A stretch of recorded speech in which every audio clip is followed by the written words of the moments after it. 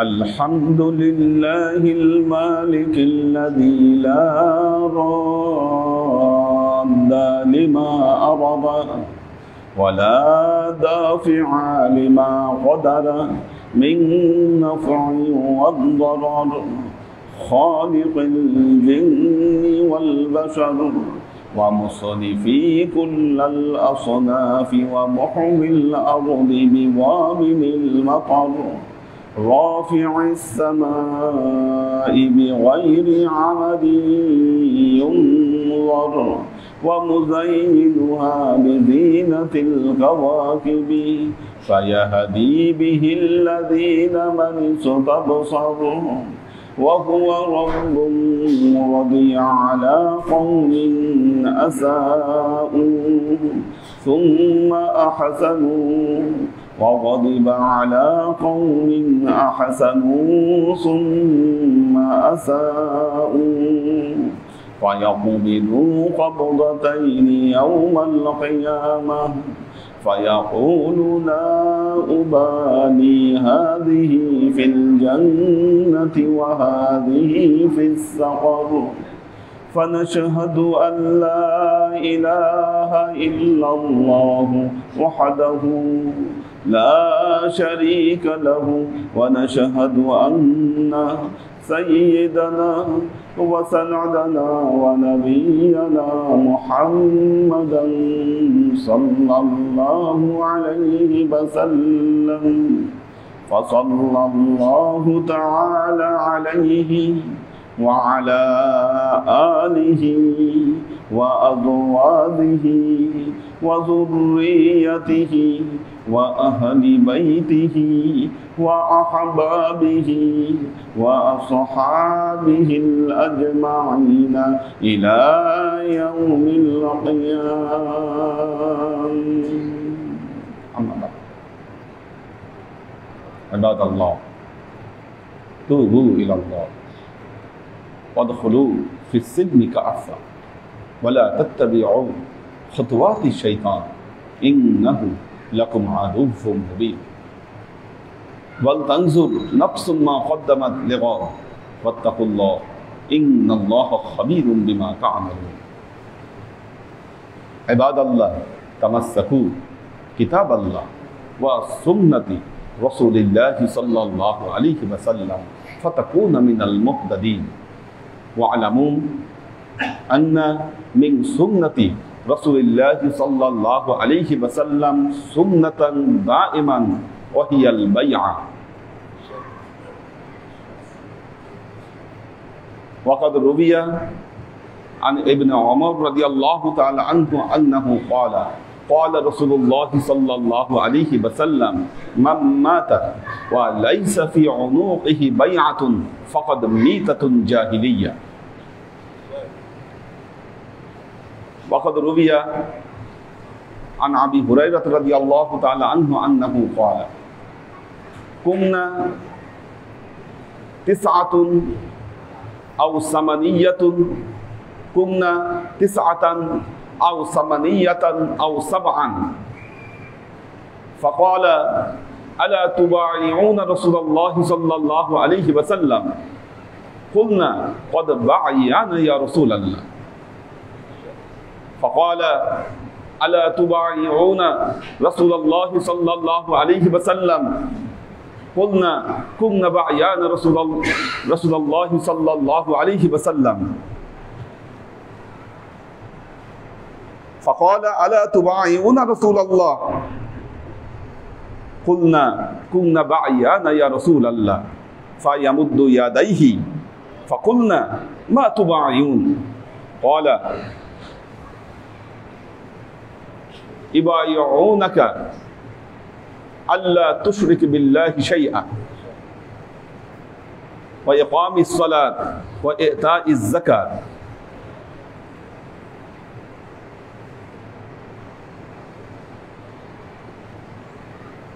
وقال رسول الله صلى الله عليه وسلم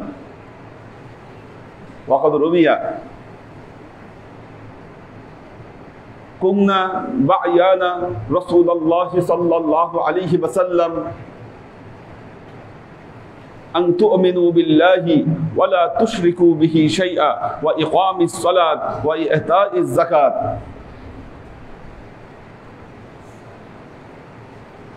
ওয়া হজ্জিল বাইতুল্লাহ।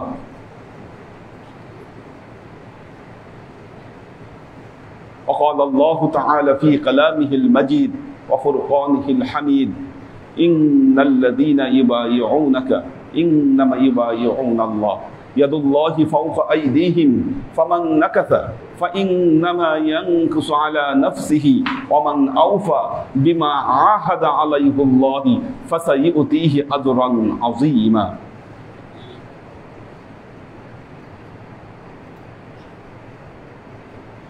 উপস্থিত আল্লাহর আশিক ও সালেক বৃন্দ,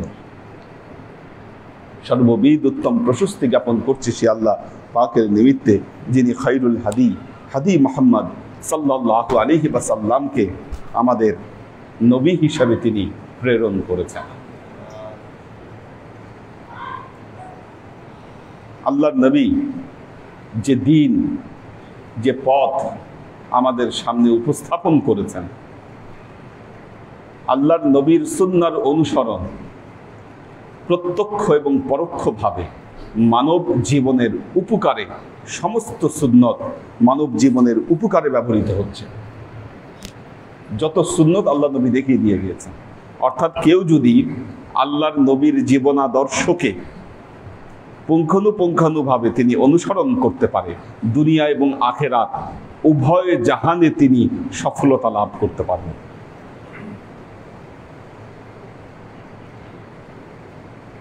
আর আল্লাহর নবীর সুন্নতের অনুসরণের মাধ্যমে একজন মানুষ তার পুরো জীবনকে ইবাদতে পরিণত করতে পারে। গোসল, খাওয়া দাওয়া, এগুলো আমাদের সব বৈষয়িক কাজ। আমাদের প্রত্যাহিক জীবনে ঘুমানো কি, এটা আমার নিজের জন্য কাজ, আমার নিজের জন্য দরকার। না খেয়ে তো কেউ থাকতে পারবেন না। কিন্তু এই খাবারটাই যখন আল্লাহর নবীর সুন্নত অনুসারে বিসমিল্লাহ বলে ডান হাত দিয়ে শুরু করবেন, এই খাওয়া হবে আপনার জন্য ইবাদত। গায়ে পানি ঢাললে তো গোসল হয়ে যায়, এই গোসলটাই যখন আল্লাহর নবীর সুন্নত অনুসারে আপনি কুলি করবেন, নাকে পানি দিবেন এবং ডান দিক থেকে পানি ঢেলে গোসল শুরু করবেন, এই গোসল হবে আপনার জন্য ইবাদত। বিসমিল্লাহ বলে ডান কাত হয়ে শুয়ে যখন ঘুমাবেন, কি এই ঘুম হবে আপনার জন্য ইবাদত। নবীর সুন্নাহর অনুসরণ মানে আপনার পুরো জীবনকে আপনি ইবাদতে পরিণত করতে পারেন। কেউ যদি আল্লাহর নবীর সুন্নতকে অনুসরণ করে, তার রোগ বালাই অর্ধেক কমে যাবে। আল্লাহর নবীর যে জীবন আদর্শ, যেভাবে আল্লাহর নবী জীবন চালাতেন, তার যে খাওয়া দাওয়ার প্র্যাকটিস আল্লাহর নবীর, কি আমরা যদি এটা আমাদের জীবনে অ্যাপ্লাই করতে পারি, দেখবেন যে অর্ধেক সুস্থ হয়ে গেছে মানুষ।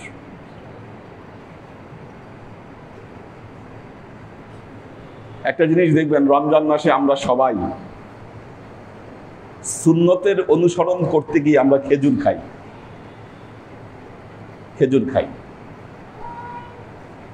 কারণ খেজুর খাওয়া ছিল আল্লাহর নবীর সুন্নত। বহু ইফতারির সাথে আমরা খেজুর খাই, কিন্তু আল্লাহর নবীর প্র্যাকটিস এমন ছিল, ওই দুইটা খেজুর দিয়ে হয়তো আল্লাহর নবী ইফতার সেরে ফেলতেন, আর কিচ্ছু না। এক ঢোক পানি বা একটু দুধ, দুইটা খেজুর, এই ছিল আল্লাহ নবীর ইফতার। আল্লাহ নবী বলেছেন, লাউলাম আশুক্কা আলা উম্মতি লা আমারতাহুম আন তাআখিরিল ইশা ওয়া বিসওয়াক ইনদা কুল্লি সালাত। আমি আমার উম্মতের উপর কষ্ট মনে না করলে 5 ওয়াক্ত নামাজের আগে আমি তাকে মেসওয়াক করতে বলতাম। একটা লোকেও যদি 5 ওয়াক্ত নামাজে যদি সে মেসওয়াক করে, কি অধিকাংশ জীবাণু আপনার মুখ দিয়ে প্রবেশ করে। অধিকাংশ জীবাণু আপনি যখন আপনার মুখে আপনি ব্রাশ করে ফেলবেন, যখন আপনি পরিষ্কার পরিচ্ছন্ন রাখবেন, দেখবেন আপনার রোগ বালাই অর্ধেক কমে যাবে। আল্লাহর আশিক ও সালেক বৃন্দ, কাজী আল্লাহর নবীর সুন্নাহ আমাদের জীবনকেও যেমন বরকতময় করবে, আমাদের পরকালীন জীবনে সফলতার জন্য নবীর প্রত্যেকটি সুন্নাত আমাদের জন্য উপকারী। আল্লাহর আশিক ও সালেক বৃন্দ, ঈমান, ঈমানের রকম আরকানুল ঈমান কি? দেখবেন নামাজের মধ্যে কিছু আছে শর্তুস সালাত, কিছু হলো আরকানুস সালাত। শর্তুস সালাত মানে নামাজের বাহিরে কিছু ফরজ আছে, নামাজ পড়ার আগে কিছু ফরজ আছে। যেমন নামাজের ওয়াক্ত হতে হবে, ওয়াক্ত না হলে তো আপনি নামাজ পড়তে পারবেন না। শরীর পাক হতে হবে, জামা পাক হতে হবে, পাক জায়গায় নামাজ পড়তে হবে, কেবলামুখী হয়ে আপনাকে দাঁড়াতে হবে। কি এগুলো হচ্ছে নামাজের বাহিরের ফরজ। দেখেন নামাজ কিন্তু এখনো শুরু করেন নাই, কিন্তু শুরু করার আগে আপনার কিছু শর্ত মেনটেন করতে হবে, এগুলোকে বলা হচ্ছে শর্তুস সালাত। তারপর এই যে তাকবীরে তাহরিমা দিলেন, আপনার নামাজ শুরু হলো। এই যে তাকবীরে তাহরিমা দিয়ে নামাজ শুরু করলেন, এগুলো হলো আরকানুস সালাত, নামাজের রুকন। কি সূরা ফাতিহা পড়তে হবে, একটা সূরা মিলায়ে পড়তে হবে, রুকু দিতে হবে, সিজদা দিতে হবে, শেষ বৈঠক করতে হবে, তাশাহুদ পড়তে হবে। এগুলো হলো আরকানুস সালাত, কি নামাজের ভেতরের ফরজ। ঈমান কি বলছিলাম, ঈমানের রুকন। ঈমান আপনি আনবেন আল্লাহর প্রতি, কি এর কিছু রুকন আছে, আল্লাহ বর্ণনা করেছেন পবিত্র কোরআনে।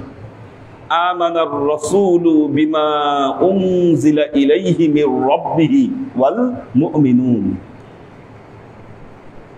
আমানার রাসূলু বিমা উনজিলা ইলাইহি মির রাব্বিহিম ওয়াল মুমিনুন।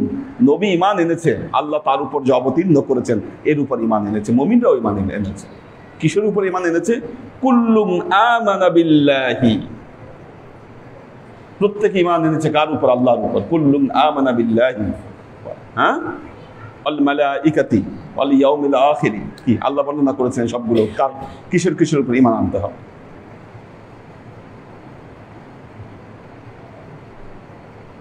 এগুলো হলো আল্লাহর উপর বিশ্বাস আনা, ফেরেশতাদের উপর বিশ্বাস আনা, কিতাবের উপর বিশ্বাস আনা, আখিরাতের উপর বিশ্বাস আনা, তাকদীরের উপর বিশ্বাস আনা। এগুলো হলো ঈমানের রুকন। কিন্তু মনে রাখবেন, এই যে রুকন পূর্ণ করে ঈমান আনলেন, এই ঈমানের কিছু একটা শর্ত আছে ঈমান আনা। কি? আর ঈমান আনার শর্ত হচ্ছে আল বাইআত বা বায়াত করা। এটা হলো ঈমানের শর্ত। কিভাবে? আল্লাহর নবীর হাতে যারা বায়াত গ্রহণ করেছেন, আপনি কিতাব খুলে দেখেন, আল্লাহর নবীর হাতে যখন বায়াত করেছেন, প্রত্যেকেই ঈমান আনার সময় আল্লাহর নবীর হাতে বায়াতের ভিত্তিতে ঈমান এনেছেন। বায়াতটি কি? বায়াত শব্দের অর্থ হলো শপথ করা, ওয়াদা করা। শপথ করা, ওয়াদা করা। কেন এটার দরকার? কেন এটার দরকার? আচ্ছা দেখেন,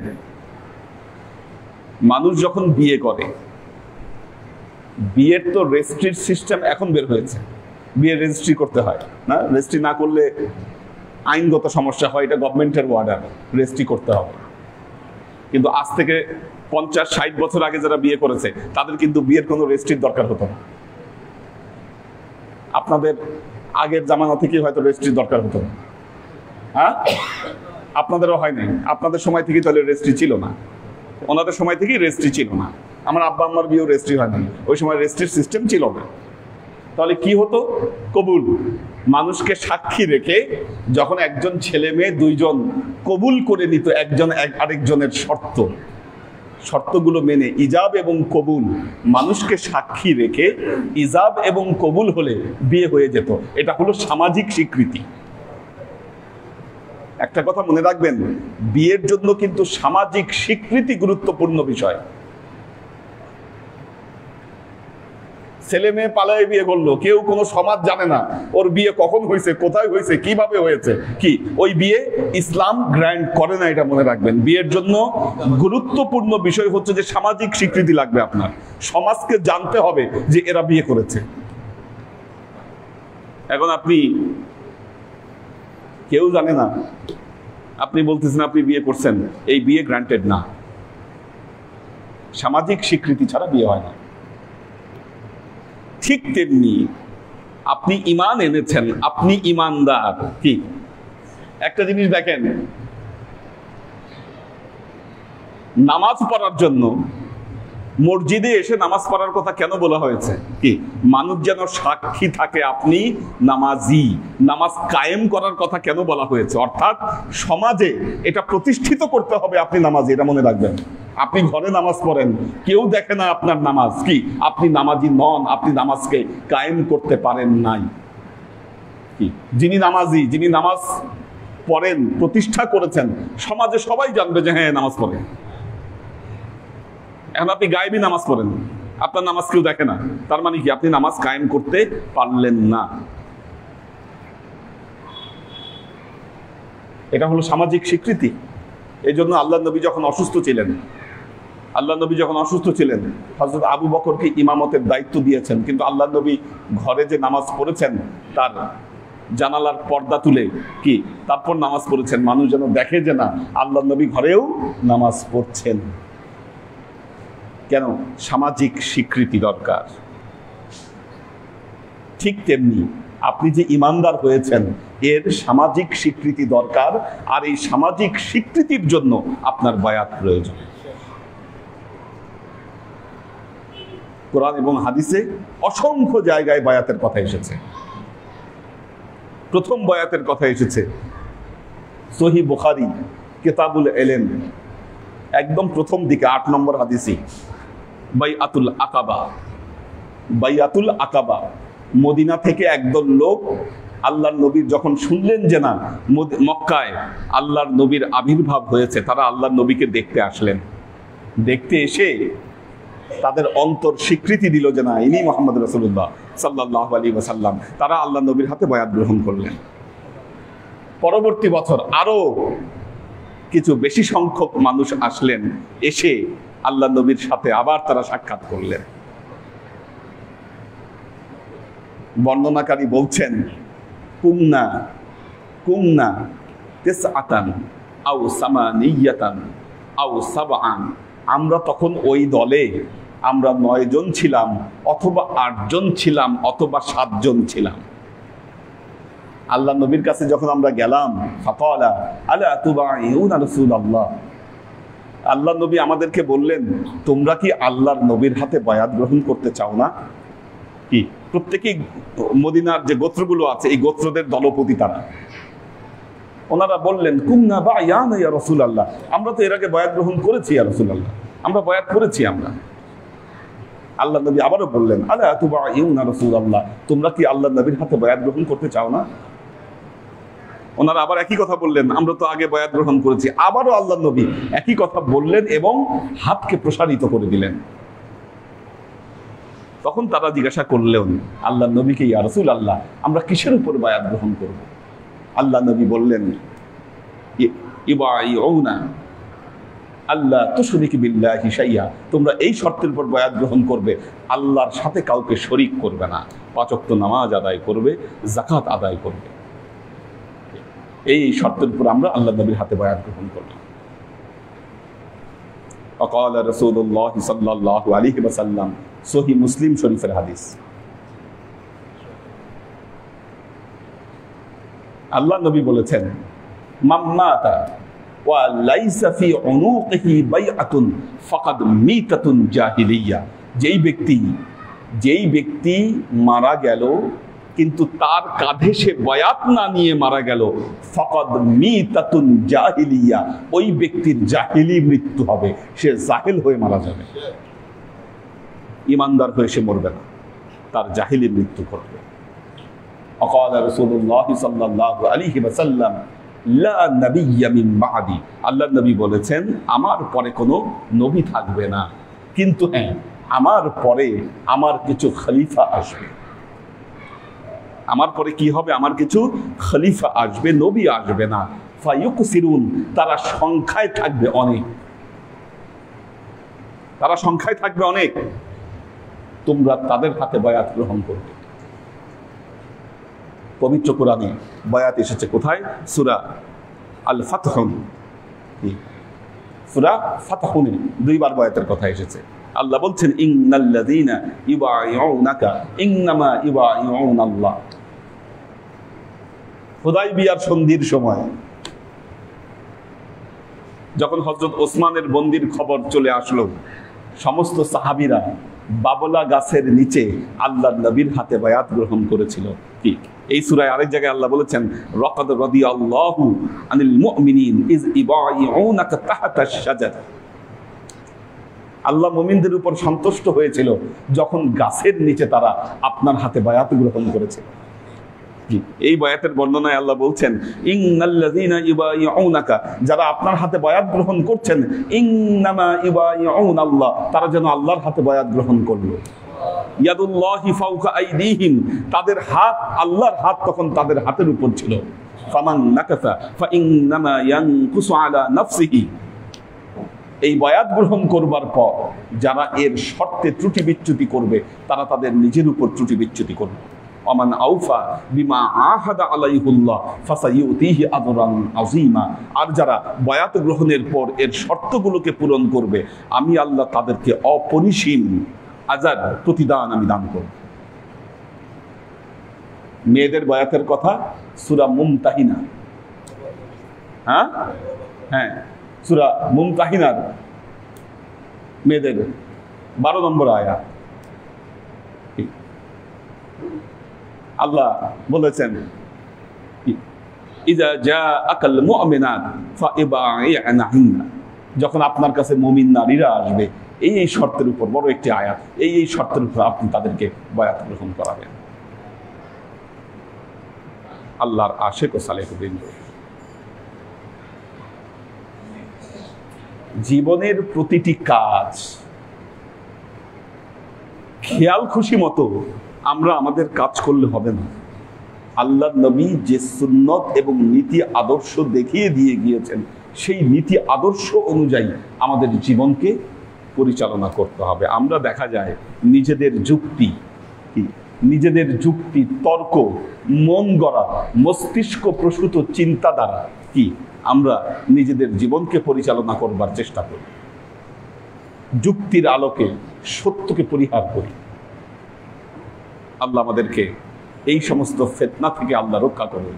বারাকাল্লাহু লানা ওয়া লাকুম ফিল কুরআনিল আযীম ওয়া নাফা'ানা ওয়া ইয়্যাকুম লা আয়াতি ওয়া যিকরিল হাকীম ইন্নাহু তাআলা জাওয়াদুন কারীমুম মালিকুন বাররাউফুর রহিম।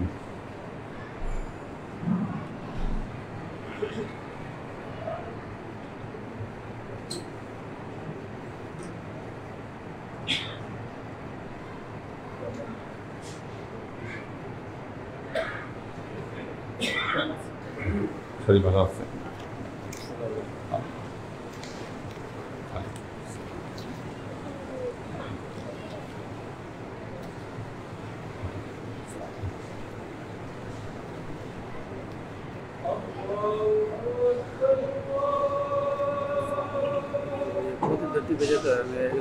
সকালে আসতে পারি না,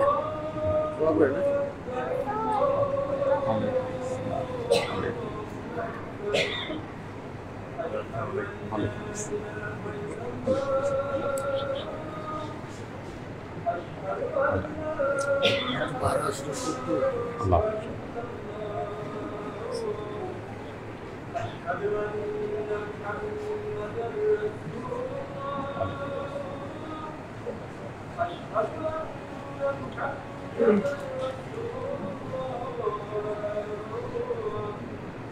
আজকে বড়দের সাথে সাক্ষাৎ দিচ্ছি।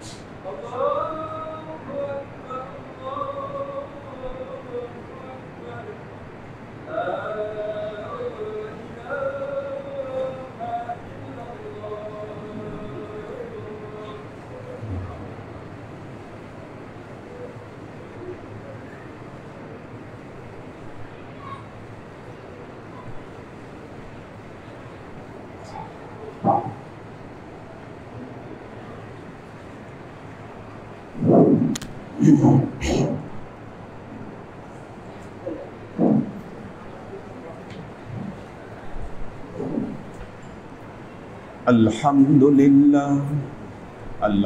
لله المالك الذي لا راد لما أراد ولا دافع لما قدر من نفع وضرر خالق الجن والبشر ومصنفي كل الأصناف ومحوي الأرض بعد موتها بوابل المطر رافع السماء بغير عمد ينذر ومزينها بزينة الكواكب فيهدي به الذين من استبصر وهو رب رضي على قوم أساءوا ثم أحسنوا وغضب على قوم أحسنوا ثم أساءوا فيقبل قبضتين يوم القيامة فيقول لا أبالي هذه في الجنة وهذه في السقر فنشهد أن لا إله إلا الله وحده لا شريك له ونشهد أن سيدنا وسندنا ونبينا محمدا صلى الله عليه وسلم فصلى الله تعالى عليه وعلى آله وأزواجه وذريته وأهل بيته وأحبابه وأصحابه الأجمعين إلى يوم القيامة. أما بعد عباد الله توبوا إلى الله وادخلوا في السلم كافة ولا تتبعوا خطوات الشيطان إنه لكم عدو مبين ولتنظر نفس ما قدمت لغد واتقوا الله إن الله خبير بما تعملون. عباد الله واعلموا أن البيعة شرط من شروط الإيمان. عباد الله فاعتزوا بنصيحتي كما أخبركم الآن بخطبتي. بارك الله لنا ولكم في القرآن العظيم ونفعنا وإياكم الآيات والذكر الحكيم إنه تعالى جواد كريم مالك بالرؤوف الرحيم.